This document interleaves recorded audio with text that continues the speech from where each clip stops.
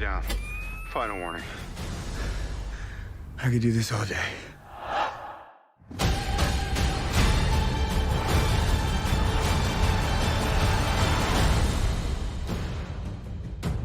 All right, I've run out of patience.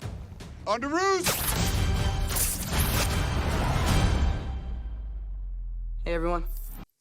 Tahukah teman-teman, setiap kita menggunakan Bitcoin, alamat yang kita gunakan sebenarnya adalah hasil dari serangkaian inovasi luar biasa yang menjadikan Bitcoin ini menjadi lebih aman dan sulit untuk diretas.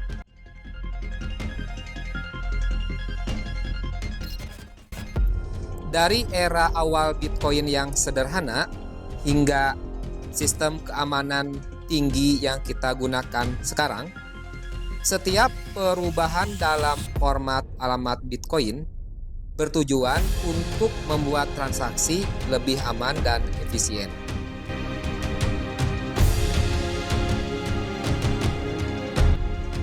Inilah kisah evolusi alamat Bitcoin yang menjadikan teknologi ini salah satu metode transaksi yang paling aman di dunia.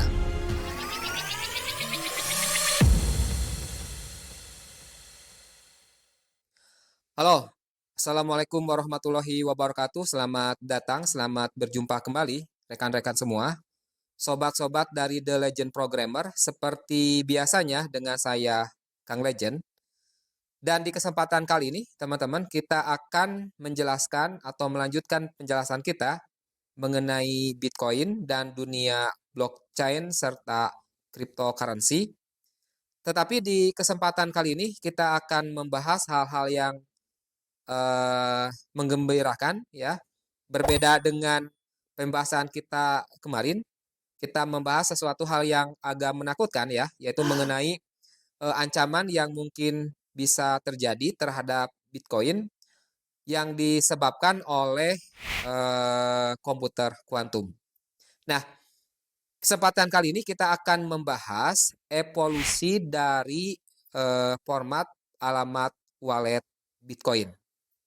Sekaligus kita akan mengetahui bahwa Bitcoin ini dari waktu ke waktu selalu ditingkatkan performanya, selalu ditingkatkan perbaikannya, dan selalu ditingkatkan menjadi sebuah sistem yang memiliki keamanan sangat tinggi. Nah, kesempatan kali ini kita akan mencoba membahas mengenai keamanan Bitcoin dari sisi format wallet yang dimiliki oleh Bitcoin. Yuk kita mulai penjelasannya. Sebelum kita masuk ke penjelasan setiap jenis alamat dari Bitcoin, mari kita pahami sedikit tentang latar belakang Bitcoin dan mengapa keamanan Bitcoin itu sangat penting. Seperti yang telah kita ketahui, ya teman-teman semua telah ketahui, Bitcoin ini diciptakan oleh Satoshi Nakamoto, walaupun namanya diyakini sampai sekarang mungkin adalah nama samaran.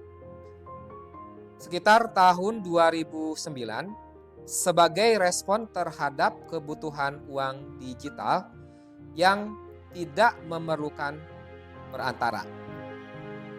Dengan kata lain, uang yang bisa dikirim itu dan diterima adalah dilakukan secara langsung tanpa bank ataupun lembaga yang terlibat. Akan tetapi, tanpa bank, siapakah yang menjamin keamanan uang yang kita kirim? Nah, disinilah pentingnya teknologi blockchain dan konsep keamanan dalam Bitcoin. Setiap kali seseorang mengirim atau menerima Bitcoin, mereka itu akan menggunakan alamat yang didesain untuk menjaga privasi, keamanan, dan memastikan bahwa hanya pemilik Bitcoin tersebut yang bisa mengirim atau menerima Bitcoin-nya.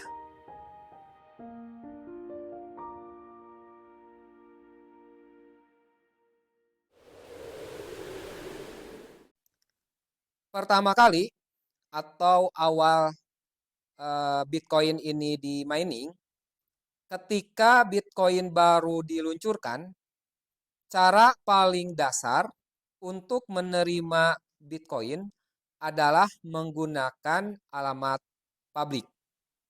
Sehingga proses pengiriman atau transaksi Bitcoin-nya disebut menggunakan metodologi P2PK atau singkatan dari Pay to Public Key. Nah, ini terjadi di sekitar tahun 2009. Saat Satoshi Nakamoto pertama kali mengirim Bitcoin ini ke Halfpenny dalam blok ke-170. Nah, pengiriman inilah yang merupakan pengiriman Bitcoin pertama kali menggunakan alamat Bitcoin secara langsung dari public key. P2PK ini tidak menggunakan alamat yang seperti kita kenal sekarang ya.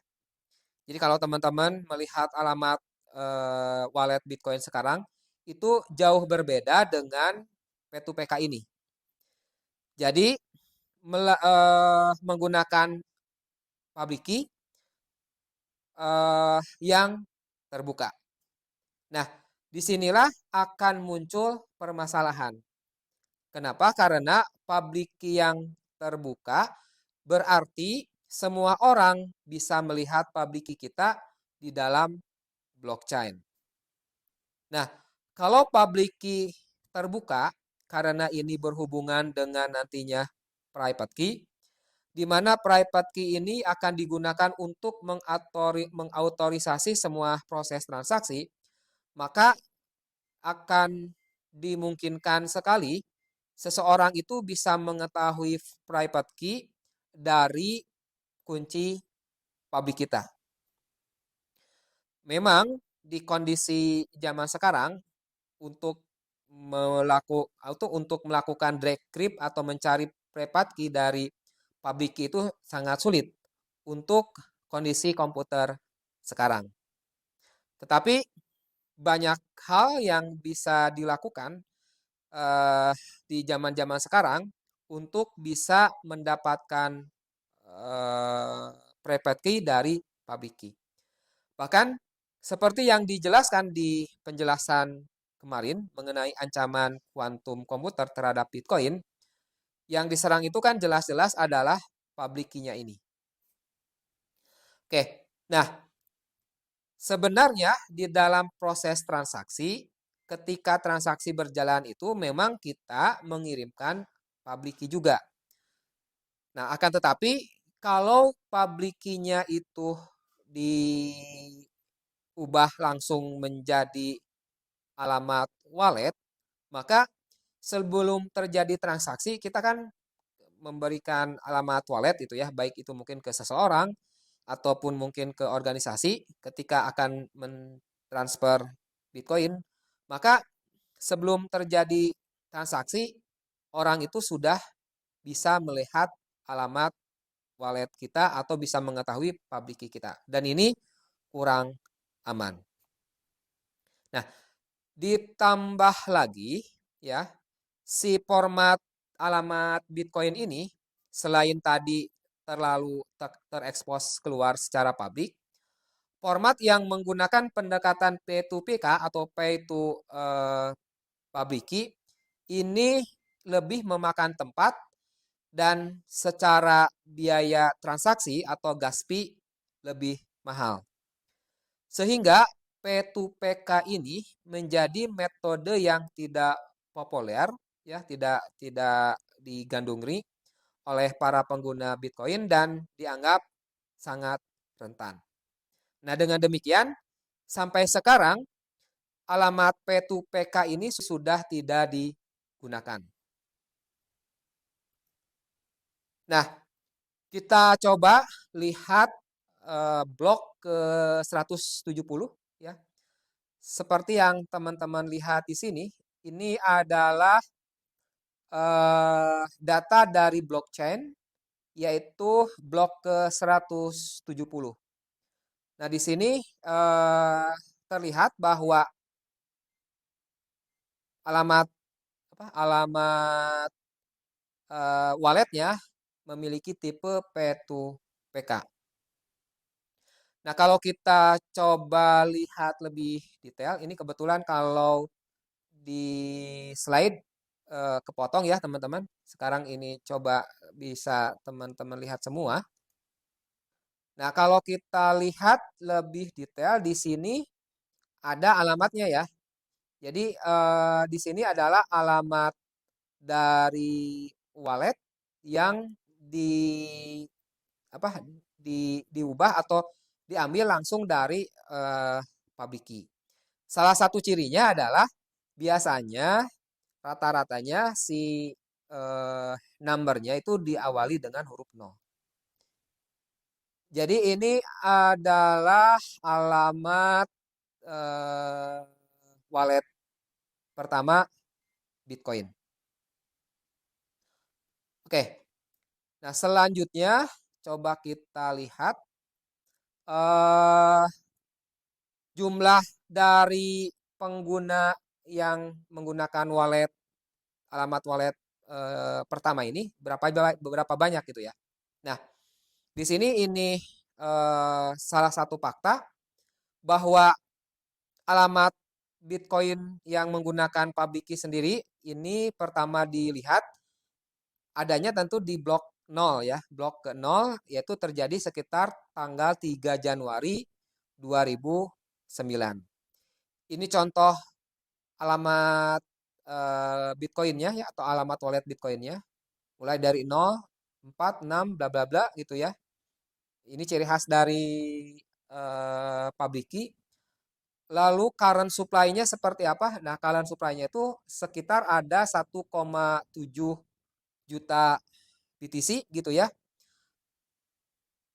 Dan atau sekitar 9% ya. Lalu statusnya ini sudah obsolete, artinya tidak dipakai sampai sekarang. Nah, kalau kita lihat alamatnya seperti apa, ini kalau kita klik di sini ya, teman-teman akan diarahkan ke blok pertama dari Bitcoin.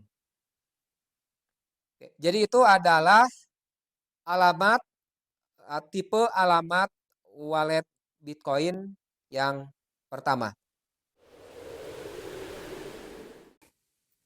Oke, selanjutnya teman-teman adalah jenis wallet address kedua ya, yang merupakan awal inovasi perbaikan untuk jenis alamat wallet address yang pertama. Nah, kurang dari 2 minggu setelah transaksi pertama Bitcoin yang dilakukan oleh Satoshi tadi, muncullah sebuah solusi baru yang disebut P2PKH atau atau kepanjangan dari Pay to Public Key Hash. Inovasi ini meningkatkan keamanan alamat dompet Bitcoin dengan cara yang cukup sederhana namun efektif, yaitu mengubah public key tadi menjadi hash atau mengubah dalam bentuk terenkripsi. P2PKH ini menggunakan dua metode hashing, yaitu SHA-256 dan RIP MD-160. Ini artinya para user Bitcoin harus melakukan 2 lapis enkripsi untuk mengetahui public key dari sebuah alamat wallet Bitcoin. Nah, bagi para pengguna, P2PKH membuat Bitcoin menjadi jauh lebih aman karena tidak ada lagi public key yang terbuka yang langsung diberikan ketika proses transaksi belum terjadi. ya. Terbuka yang rentan tentunya terhadap potensi serangan. Jadi dengan adanya P2PKH, para pengguna Bitcoin menjadi lebih aman dan merasa lebih safety. Lalu tipikalnya P2PKH ini panjangnya antara 33 atau 34 karakter, ya. Tetapi kalau kalau secara teoretikal mungkin bisa lebih singkat daripada 26 karakter, dan ini cirinya diawali dengan angka 1. Kalau pada P2PK itu diawali angka 0 karena merupakan penerjemahan langsung dari pabrik key, sedangkan P2PKH karena proses hashing, bahkan hashing 2 kali, maka diawali dengan prefix angka 1. Lalu bukan hanya keamanan saja, ya teman-teman, yang ada pada wallet jenis P2PKH ini, tetapi P2PKH menambahkan kode pemeriksaan atau checksum atau validasi untuk mengurangi resiko kesalahan ketika pengguna memasukkan alamat Bitcoin pada proses transaksi. Dengan alamat yang divalidasi dulu, artinya dicek apakah ini merupakan alamat yang valid, alamat yang valid sesuai dengan format P2PKH, maka kalau terjadi kesalahan input ataupun kesalahan yang lainnya, ya sistem memberikan balikan atau feedback bahwa kita memasukkan alamat wallet address Bitcoin yang salah. Tentunya kalau salah mengirimkan alamat wallet dari A ke si B, ya itu tidak bisa divalidasi karena itu merupakan kesalahan manusia dari kita. Jadi sekali lagi, P2PKH akan memberi lapisan keamanan tambahan yang membuat Bitcoin lebih sulit diretas, menjaga privasi, dan mengurangi resiko kesalahan. Oke, selanjutnya kita lihat faktanya ya. Faktanya ternyata pertama kali Bitcoin yang menggunakan wallet address dengan format P2PKH ini, yaitu ada di blok 728. Dilakukan atau proses transaksi terjadi pada tanggal 16 Januari 2009. Ya. Lalu ini adalah contoh alamat wallet Bitcoinnya ya. Jadi di awal angka 1 kan 12 HIJDJO bla bla bla. Ya, lalu current supply-nya ini cukup banyak. Kenapa? Karena dari saat P2PK sampai sekarang sepertinya banyak Bitcoin yang di-keep sama para investor. Sehingga sampai sekarang ini supply-nya ada 43%, cukup sangat banyak ya. Dan kalau dilihat dari jumlah Bitcoin-nya ya sekitar 8,3 juta BTC. Statusnya ya ternyata ini popularitasnya menurun. Mungkin bertanya kenapa sampai menurun? Bukannya ini lebih aman daripada P2PK? Nah, sampai sekarang sebenarnya masih ada alamat-alamat wallet Bitcoin yang lebih bagus dan lebih baru dibandingkan P2PKH ini. Oke, jadi statusnya sudah kurang populer dan orang banyak menggunakan wallet address format yang terbaru. Kita coba cek ini blok ke-78-nya seperti apa. Ya, seperti ini teman-teman. Ini blok ke-728. Lalu di dalamnya nanti mungkin saya coba munculkan lagi. Harusnya sudah menggunakan alamat yang diawali angka 1 ya. Oke, bentar teman-teman. Ya betul, bentar. Iya, ini cuma ini katanya mungkin labelnya aja sih ini di mempulnya. Harusnya ya betul, penerimanya di format address 12H bla bla bla gitu ya. Jadi ada proses transfer dari yang lama yang 04 C9 0439 yang masih P2PK transfer ke wallet address dengan format P2PKH. Oke, itu teman-teman jadi untuk si eh, tipe wallet address yang kedua ya, yang harusnya memiliki keamanan lebih bagus dari P2PK. Oke, selanjutnya adalah address yang ketiga. Oke, address yang ketiga dinamakan P2MS, singkatan dari Pay to Multisign. Nah, jadi pada tahun 2012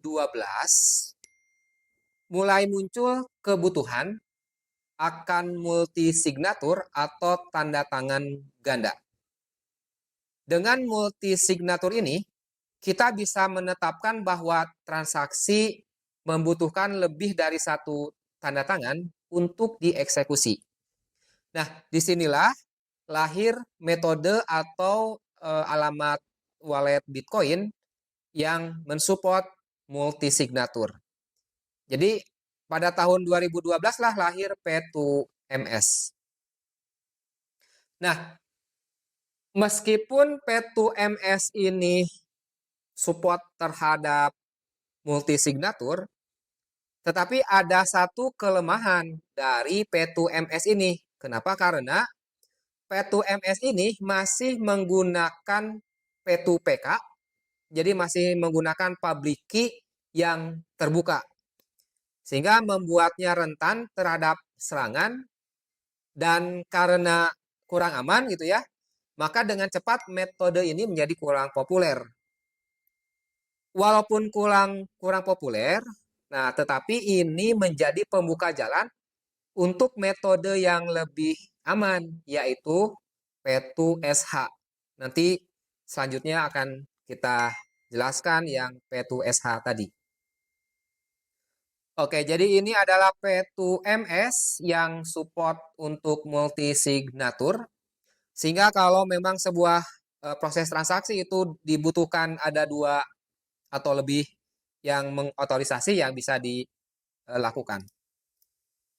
Oke, faktanya ini pertama dilihat itu ada di blok 164.467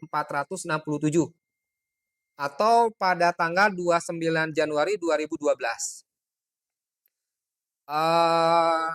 Example-nya nanti kita lihat. Jadi ini adalah multiple gabungan public key. Lalu jumlahnya cukup sedikit ya, karena memang tidak laku menurut saya. Cuma 43 BTC atau sekitar 0,0002%. Statusnya absolut. Kenapa? Karena persis seperti P2PK. Cuma ada kemampuan multisignatur. Nah, kalau kita cek blok ke 164 ini tuh seperti apa? Seperti ini, teman-teman. Jadi di sini ada terlihat ya, kalau dari mempool bisa dilihat ini apa sih itu merupakan gabungan dari multi signatur. Oke, itu yang P2MS. Jadi sudah tidak bisa dipakai karena kurang aman. Oke, selanjutnya adalah P2SH yang tadi disampaikan merupakan perbaikan dari P2SH. Oke, P2SH ini singkatan Pay to Script Hash yang menjadi solusi inovatif pada tahun 2012. Ya, jadi sangat fleksibel karena apa? Karena memungkinkan user untuk membuat script untuk instruksi khusus yang misalnya untuk pemenuhan dompet multisignatur. Nah, P2SH ini, ya tadi singkatannya Pay to Script Hash, artinya ada script yang di hash ya, memperkenalkan sistem di mana pengguna bisa menentukan bagaimana Bitcoin ini akan dicairkan di masa depan tanpa mengungkapkan script itu di depan publik, artinya tanpa mengekspos si public key. Alamatnya katanya selalu dimulai dengan angka 3 dan skripnya hanya akan muncul saat Bitcoin dicairkan. Mengakibatkan menjadi lebih aman dan hemat ruang blockchain. Lalu dengan sistem ini, kita bisa memiliki dompet dengan 2 dari 3 tanda tangan, atau bahkan kondisi lain yang sangat spesifik. Artinya gini, apabila ada 3 pemilik, ya misalkan ada 3 private key yang terlibat di dalam proses transaksi, maka kita bisa mengatur cukup 2 saja yang mengautorisasi atau melakukan signing, maka proses transaksi bisa dilakukan. Sehingga karena ini P2Script hash, maka kita bisa melakukan aturan-aturan yang kompleks terkait dengan bagaimana si Bitcoin kita mau dicairkan atau mau ditransaksikan. Itu maksudnya dari si P2Script SH ini. Oke. Nah, akan tetapi ini ada sebuah cerita di balik P2SH ini ya. Jadi P2SH ini tidak mulus begitu saja, teman-teman. Jadi ada cerita peperangan di balik penentuan atau di balik inovasi P2SH ini. Jadi kalau teman-teman cari di internet ya, ada namanya The Battle for P2SH. Jadi cerita yang mungkin tidak tersampaikan yang merupakan civil war di Bitcoin yang pertama. Nah, ini ceritanya berkisah ketika, kalau saya tidak salah ingat ya, ketika Satoshi mulai mundur terhadap pembuatan dari Bitcoin ini. Dan dia memilih untuk memberikan Bitcoin ini ke komunitas. Nah, teman-teman di sini dapat informasi. Jadi waktu itu Satoshi memberikan kepemimpinan ke Gavin Anderson, salah satu temannya, untuk melead development dari code si Bitcoin. Nah, Gavin Anderson ini, kalau teman-teman mencari informasinya di internet, beliau adalah orang yang sangat dekat dengan Satoshi dan beliau juga adalah orang yang banyak meneruskan cita-cita dari Satoshi dalam pengembangan Bitcoin ini. Bahkan di awal-awal memang yang aktif memimpin proses pengembangan Bitcoin setelah si Satoshi mundur itu adalah si Gavin Anderson ini. Nah,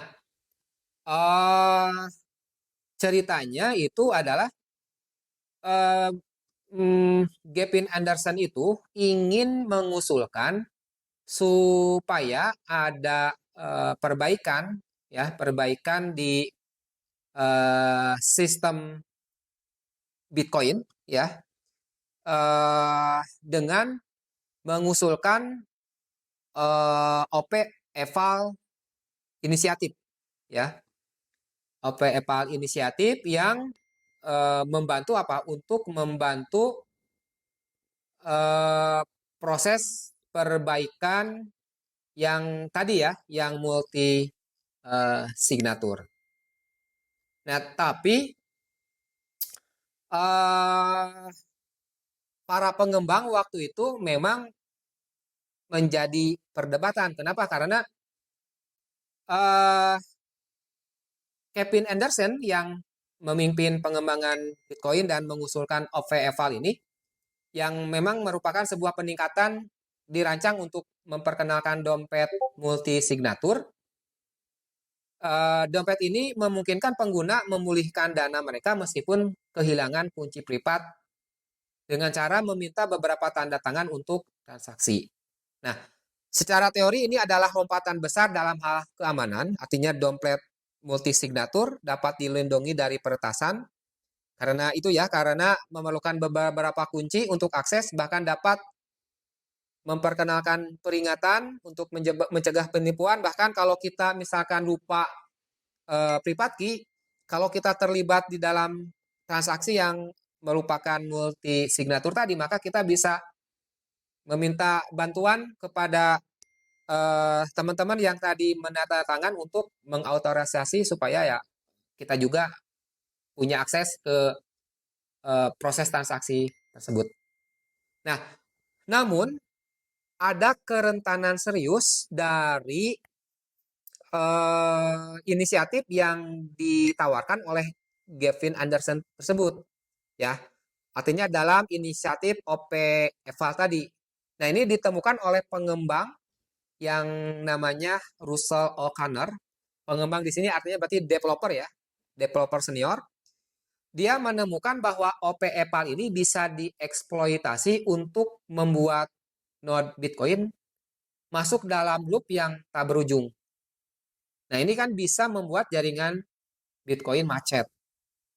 Nah, temuan O'Connor ini menunjukkan resiko besar daripada mempercepat pembaharuan pada sistem yang sangat bernilai seperti Bitcoin ini.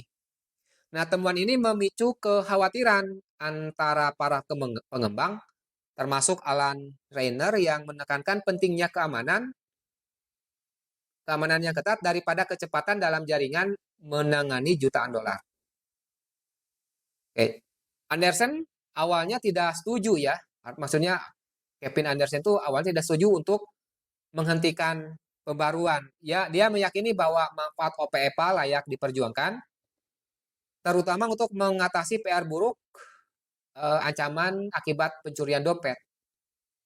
Nah, namun isu yang lebih besar adalah bukan dari tadi aja, ada satu lagi, bahwa OP eval ini memerlukan hard fork, artinya memerlukan proses migrasi yang total besar-besaran dari jaringan Bitcoin. Nah, waktu itu kan mereka itu pertama kali ingin melakukan hard fork sistem Bitcoin. Sehingga bakal terjadi problematika kalau memang gagal deploy gitu.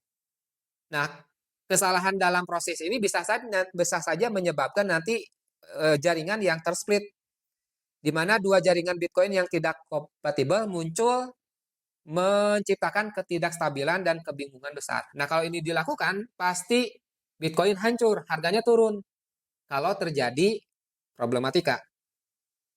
Nah, disinilah Gavin Anderson, dia orang pintar, dan memang salah satu mungkin penjaga itu dari Bitcoin sistem ini, merancang solusi yang dinamakan soft fork. Artinya dengan mendefinisikan ulang operational code-nya yang tidak aktif dalam sistem Bitcoin. Sehingga nanti dengan soft fork ini kita bisa melakukan migrasi secara bertahap. Dan inilah yang dilakukan oleh komunitas.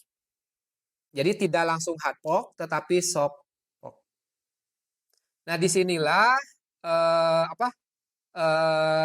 disinilah menjadi cikal bakal bagaimana community ini berhak untuk menentukan nasib si Bitcoin. Dan inilah sebenarnya sesuai dengan impian ataupun rencana si Satoshi. Artinya Bitcoin ini memang dimiliki oleh umum, oleh komunitas, sehingga keputusan untuk apapun terkait dengan jaringan Bitcoin ini harus didasarkan pada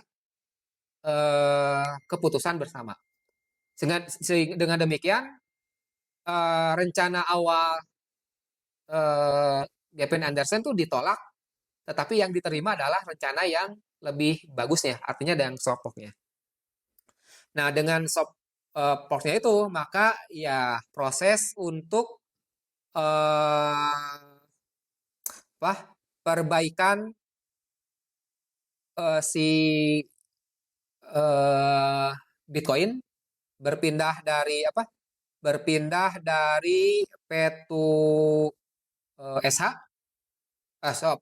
berpindah dari P2MS ke P2SH. Ya, jadi P2SH itu perbaikan dari P2MS, ya, tetapi lebih baik karena apa? Karena pertama support multi-signature, kedua memang sudah tidak diekspos public key, sudah ada hash kemampuan hashing, ya. Dan di sini juga merupakan awal komunitas benar-benar memiliki peranan di dalam Bitcoin.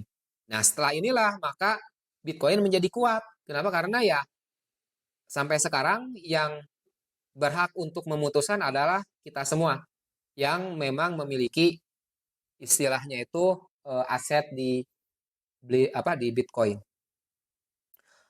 Oke, itu jadi teman-teman, mungkin teman-teman juga harus tahu peperangan The First War, Civil War gitu ya, bukan hanya di film Marvel saja, tapi di Bitcoin juga peperangan pengatur protokol Bitcoin itu siapa? Yang jelas ya pemenangnya adalah kita,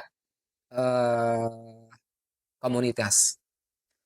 Oke, faktanya yang pertama kali dilihat adalah di blok 1717 ya. Maaf, 174.717 sekitar 7 April 2012. Skripnya tadi saya sebutkan diawali angka 3 ya, ini angka 3 bla bla bla. Current supply-nya sekitar 24%, cukup banyak ya. Yang tadi kan 43 tuh yang P2PKH itu 43%. Ini yang selanjutnya P2SH itu 24%. Statusnya ternyata popularitasnya menurun juga. Kenapa? Karena nanti ada perbaikan dari P2SH ini. Oke, kalau kita cek blok yang 174.717 ini seperti apa? Ini teman-teman. Jadi di blok ini ya, lalu ini bukti bahwa dia itu adalah P2SH. Ya, kelebihannya tadi dia menggunakan script yang bisa kita atur dengan kemampuan tersendiri.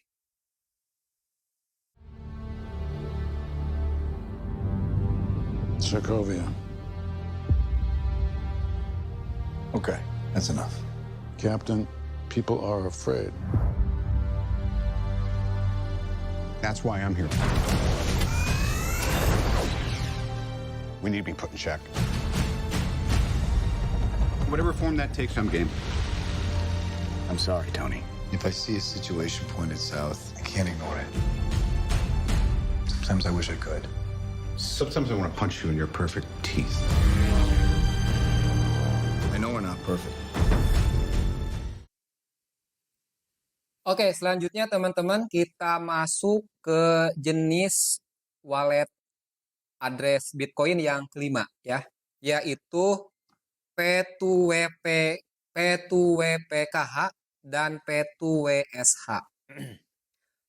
Jadi ini terjadi pada tahun 2017 ya teman-teman. Jadi pada tahun tersebut Bitcoin mengalami peningkatan besar dalam hal keamanan dan efisiensi tentunya dengan memperkenalkan segregated witness atau SegWit.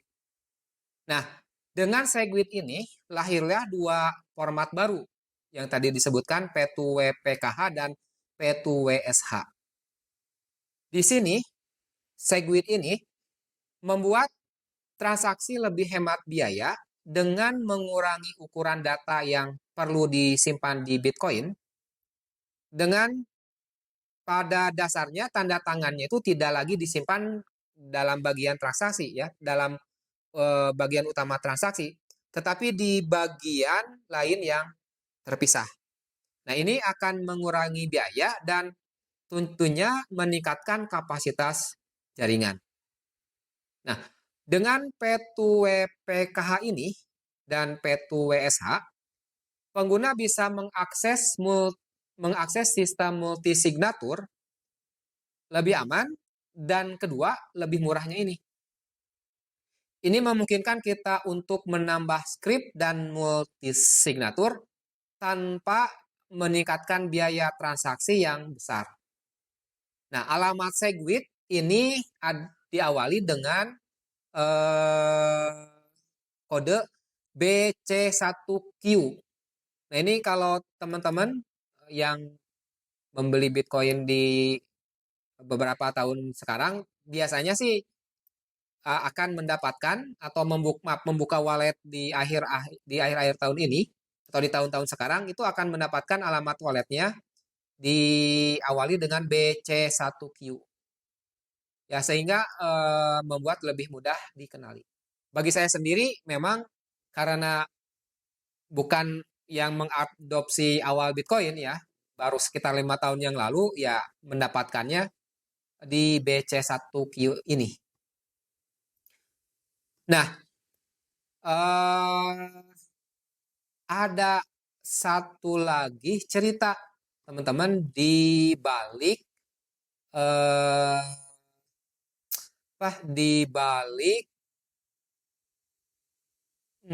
penerapan P2WPKH dan P2WSH ini. Jadi kalau P2WPKH itu artinya Pay to Witness Public Key Hash, ya sesuai namanya berarti kan di hash.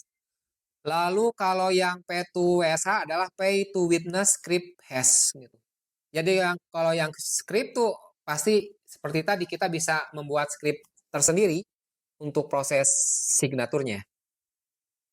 Nah, kembali lagi ini ada satu lagi cerita yang menarik di dalam penentuan jenis wallet address yang kelima ini.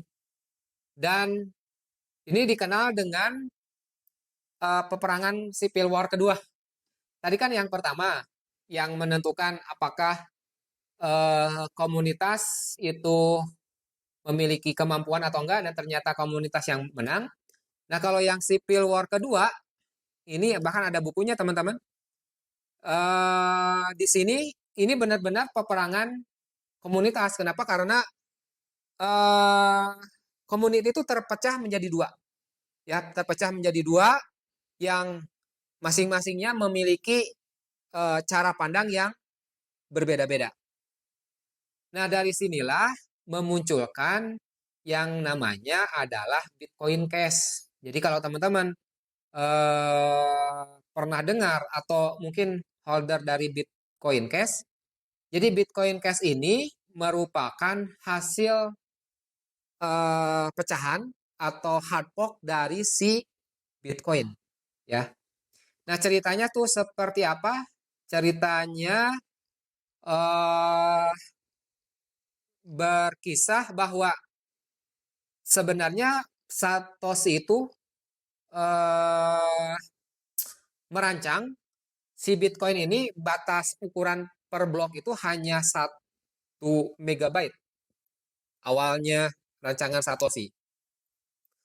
Ukuran ini membatasi jumlah transaksi yang bisa diproses dalam satu blok, yaitu sekitar 3 sampai 7 transaksi per detik. Saat Bitcoin semakin populer, ya yang adopsinya semakin banyak ya, jaringan menjadi lebih padat. Ini mengakibatkan waktu konfirmasi transaksi menjadi lebih lama dan tentunya biaya yang lebih tinggi. Nah, dua kubu ini muncul. Dua kubu muncul, satu pendukung blok lebih besar, kedua pendukung blok kecil, tetapi tetap harus diperbaiki. Nah, yang pendukung blok lebih besar, kubu ini percaya bahwa meningkatkan ukuran blok adalah solusi langsung untuk menangani volume transaksi yang meningkat. Dengan blok yang lebih besar, lebih banyak transaksi, lebih banyak transaksi bisa dimasukkan, yang berarti jaringan akan lebih cepat dan lebih murah. Itu kelompok pertama. Dipimpin mungkin sama si Iron Man kali ya gitu.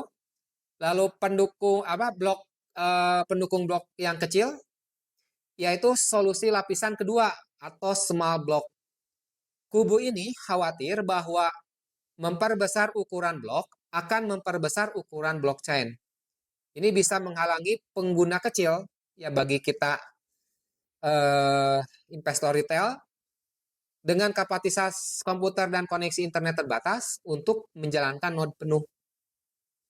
Mereka percaya bahwa solusi jangka panjang yang lebih baik adalah dengan mengembangkan solusi di atas Bitcoin Core atau membangun layer 2. Ini seperti Lightning Network untuk meningkatkan kapasitas transaksi tanpa mengubah ukuran blok. Nah, puncaknya peperangan itu berarti ya si Kapten Amerika bertarung dengan Tony Stark itu ya. Nah, puncaknya perdebatannya menjadi lebih teknis berkaitan dengan bagaimana perubahan tersebut akan diterapkan dalam jaringan. Nah, yang soft fork ini menggunakan SegWit tadi, Segregated Witness. Small Block mengusulkan pembaruan yang dikenal dengan Segregated Witness tadi, SegWit. Ini diperkenalkan melalui soft fork pada tahun 2017. Nah, SegWit memungkinkan lebih banyak transaksi diproses tanpa meningkatkan ukuran blok. Ini juga merupakan pintu bagi pengembangan layer 2-nya Bitcoin, ya, Lightning Network. Nah, yang hard fork ini mereka keluar dari Bitcoin dan membuat namanya Bitcoin Hash. Nah, big blocker yang menolak solusi SegWit memilih untuk melakukan hard fork pada jaringan Bitcoin dan meluncurkan versi Bitcoin alternatif di Agustus 2017 yang disebut Bitcoin Cash. Nah, Bitcoin Cash meningkatkan ukuran blok menjadi 8 mega pada awalnya dengan tujuan mengurangi biaya transaksi, mempercepat waktu konfirmasi. Oke, jadi sini ya hasil akhirnya pertama lahir Bitcoin Cash, solusi scalability di Bitcoin dengan SegWit tadi, lalu pertumbuhan ekosistem. Nah, perang ini kan memperkuat ideologi desentralisasi sebenarnya di kalangan Bitcoiner. Jadi menegaskan pentingnya konsensus komunitas, artinya pentingnya kesetujuan bersama dalam menentukan arah perkembangan jaringan. Nah, dengan block size war ini mencerminkan dinamika unik dalam dunia blockchain. Nah, tapi kan sampai sekarang ya yang masih terkenal adalah Bitcoin yang aslinya, sedangkan yang hasil hard forknya Bitcoin Cash kan kurang terkenal. Nah, tapi dari cerita ini tuh ada satu yang menguntungkan, yaitu para holder Bitcoin mendapatkan tambahan keuangan. Kenapa? Karena ketika di hard fork, maka mereka itu memiliki 2 Bitcoin dengan jumlah yang sama. Artinya di Bitcoin yang utama, kedua di Bitcoin yang Bitcoin Cash. Nah, setiap orang memiliki keadilan, artinya kalau di awalnya punya 10, maka di tempat Bitcoin Cash juga punya 10. Jadi lumayan menguntungkan untuk komunitas gitu ya. Saya awalnya punya 10 menjadi 10 Bitcoin. Walaupun di jaringan yang berbeda. Jadi aman.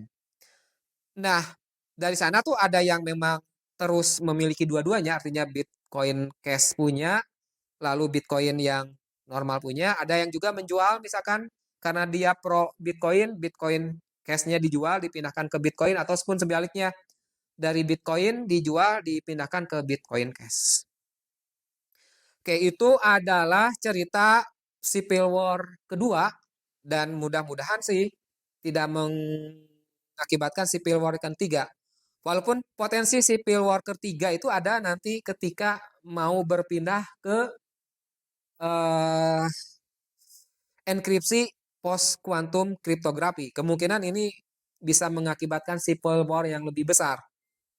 Mudah-mudahan sih proses migrasinya kalau terjadi sangat aman-aman saja. Oke, itu adalah teman-teman yang P2WPKH dan P2WSH.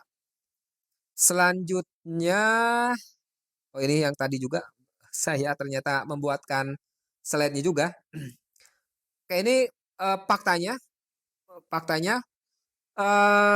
yang sudah menerapkan SegWit ini bisa kita lihat kemunculan pertamanya itu adalah di blok 400.081.824 sekitar bulan Agustus tanggal 23 tahun 2017 ya. Lalu current supply-nya cukup banyak, ada 20% dan statusnya ini popularitasnya meningkat. Ya. Jadi banyak diadopsi, dipakai sampai sekarang. Cirinya ada ini ya, depannya BC1 key bla bla bla. Kalau kita lihat seperti ini, teman-teman. Ada di blok ini ya, lalu di sini ada tulisan fiturnya SegWit, segregation witness. Terus ini cirinya yang merupakan Bitcoin wallet address Bitcoin yang support multisig, lalu hashingnya, lalu yang scriptnya. Oke, kalau ini yang satunya lagi ya, kalau yang tadi apa yang P2 maaf tadi yang P2WPKH, satu lagi P2WSH. Ini yang P2WSH ini sedikit cuma 4%, tetapi popularitasnya cukup meningkat juga. Oke. Ini teman-teman untuk dua format dari alamat Bitcoin yang sudah lumayan sangat baik. Oke, ini terakhir adalah address ke-6. Dan ini sempat saya singgung di video saya mengenai ancaman kuantum terhadap Bitcoin, yaitu penerapan dari Taproot ya di tahun 2021 kemarin. Jadi di tahun 2021 lahirlah Taproot dengan metode P2TR atau Pay to Taproot. Nah, ini peningkatan paling signifikan dalam keamanan dan privasi untuk Bitcoin.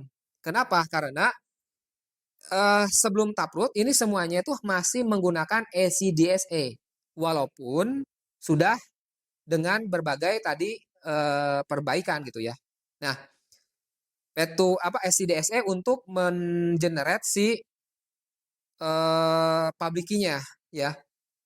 Private key dan public key. Nah, di 2021 ini mulai menerapkan Schnorr signature yang memungkinkan transaksi multisignatur seperti transaksi biasa, tetapi lebih aman daripada ECDSA. Nah, mungkin bertanya, aman hal apa? Salah satu informasinya, informasi-informasi yang mungkin perlu kita cek lagi bahwa dari Lactis Attack itu sudah bisa melakukan penyerangan terhadap ECDSA tanpa harus menggunakan komputer kuantum. Mungkin nanti akan coba saya riset lagi dan kita coba buatkan kontennya. Tapi yang itu, dengan Taproot itu menutup kelemahan-kelemahan yang dimiliki oleh ECDSA. Oke, ini benar-benar paling signifikan. Kenapa? Karena benar-benar lebih aman dan benar-benar sudah sangat mumpuni si P2TR ini. Nah, jadi Taproot menggunakan store signature.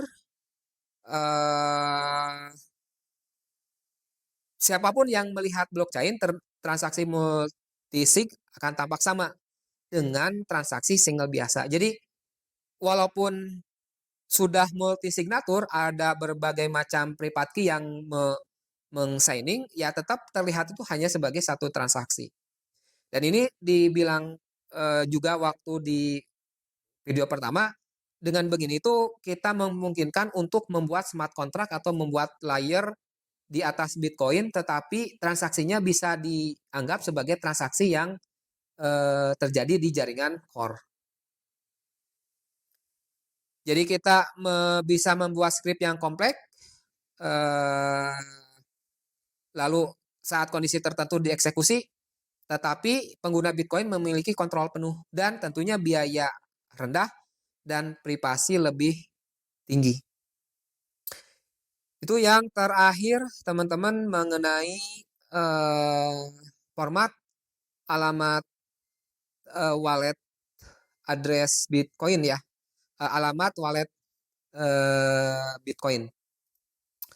Lalu seperti apa contohnya? Ini pertama kali terlihat di blok 700.993.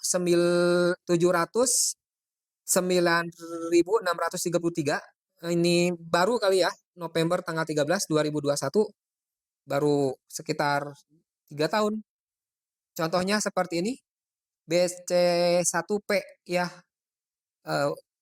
cirinya.